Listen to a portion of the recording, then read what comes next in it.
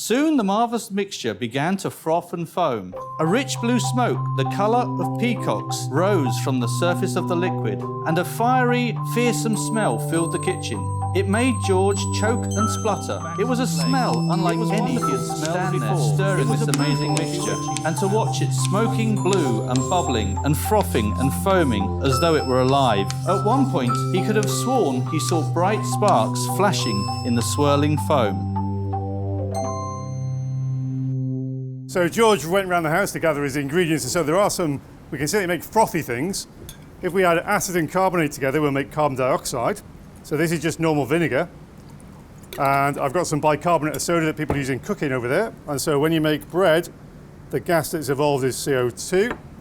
And if I put a little bit of blue dye in there, we'll try and make a blue foam. And just to keep the foam hanging around, I'm just going to put a little bit of washing up liquid in. So let's see if it works. There we go. So it's starting to froth. You can see that an acid and a carbonate starts making froth, and it's staying blue. And it's beginning to get over the top of the test tube. So we are definitely frothing in the way that George saw his chemicals froth up. So what we're going to try next is just add a slightly stronger acid. This is hydrochloric acid, 2 molar. The dye, the blue dye, is just a normal food colouring dye. What you can see is when it goes into the acid, it's gone slightly green. In fact, it's gone very green. That's because the dye turns green in acid solution. It can't hold on to its blue colour when that's strong in acid. When we add our carbonate to it, and we're going to add that into the boiling tube, and again it froths straight away.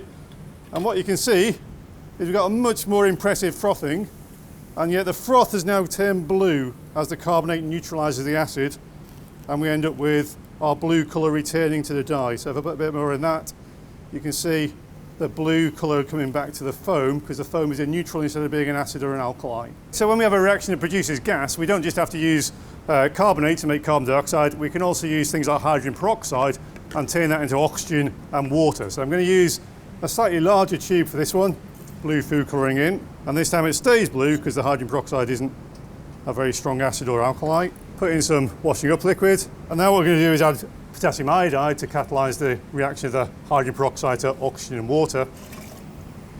This one should foam up. So it's a very deep green foam now, expanding. This is a demonstration, sometimes people call it elephant's toothpaste, and you can see what we produce is oxygen rather than carbon dioxide. When we make gas, we don't just have to make it with oxygen from the air or carbon dioxide from carbonate. We can also make a solid reaction. So this is a mixture of potassium nitrate and common sugar.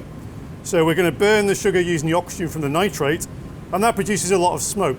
It's used in a lot of things like the smoke that people use in the tail of aircraft when they're doing displays. So we're using a fume hood to make sure that the lab doesn't get too smelly with the smell of burning nitrates. So now it's going to produce a red smoke. Blue smoke turns out to be a tricky one to make. You can see that as this burns, we are getting quite a red tinge to the smoke. You can see the fire's quite strong. Every now and again you'll see a spark in there as well, because we've added a little bit of zinc and a little bit of copper metal. And metals, as we'll see soon, make the sparks that you see in fireworks and things like that. It's difficult to make a smoke in a solution. So what George saw when he was making his marvellous medicines was quite unusual to get smoke. Smoke is a dry burning rather than a wet burning that you see in the other reactions that we've done today. One thing that we thought of that could actually recreate this is a reaction between nitric acid and ethanol. This reaction produces large volumes of nitrogen dioxide, a rich brown gas, which certainly is unpleasant to smell. You can see it's not an immediate reaction. The solution starts to go yellow in places, and then you get these small explosive reactions, and the brown gas starts to form.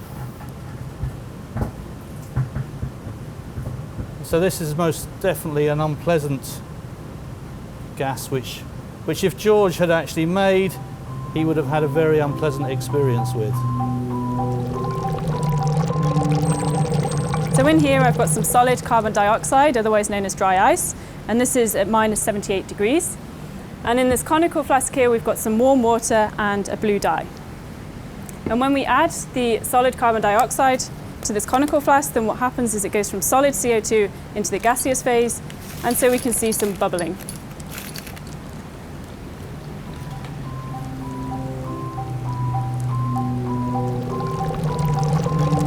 so we're going to try and look at sparks now to see what George could have seen as sparks. One very common source of sparks is powdered metal. This is what they use in fireworks and things. So this is powdered copper, and we're just going to pour it into a Bunsen flame. And you see you get a nice green colour from the copper, and you can see that they formed little sparks as individual particles oxidise to copper oxide. You can do this with lots of different metals. So if we take zinc metal, you can see the zinc is a more sort of metallic looking colour, more bluey colour, and we put that into the flame. What we see is more sort of blue coloured flames. And chemists use this kind of thing a lot because that colour is distinct to the element. It tells me that this is zinc and that is copper. So we looked at each individual part of George's marvellous medicine, and what we're going to try and do now is put all the bits together and make the solution that he would have seen when he made that brew that he made in his kitchen. So very easy for things around the house to use blue dye, like food dye, to turn water blue. We saw that if we do a phase change in which we change from a solid to a liquid, or if we create CO2 in some way, we can make bubbles, and to make them into foam we just use some washing up liquid. So we're going to squirt a little bit of washing up liquid in, and then the easiest way that we had to make CO2 bubbles was just to put some solid CO2 and watch it boil into gas or sublime into gas in the solution. So that rapidly gives us some bubbles. Now we also saw with the potassium nitrate that we could burn and make smoke very easily, and we also saw that when we heat metals we get some nice sparks. And so the easiest example of that is a sparkler. This contains potassium nitrate on a stick, giving us the oxygen to get the spark. And when we put these into solution, it's not the oxygen in the air that's burning, it's the oxygen in the potassium nitrate. So even if we put it into the foam, it stays as sparkling, as sparks. And these are the sparks that George would have seen flashing, bubbling through his solution.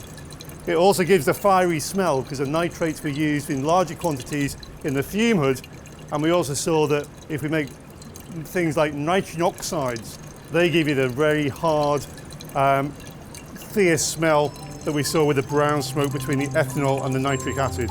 But we can see that even when I drop the sparklers in completely, the oxygen is still available to make the sparkle work and for us to see the sparks flashing through the foam.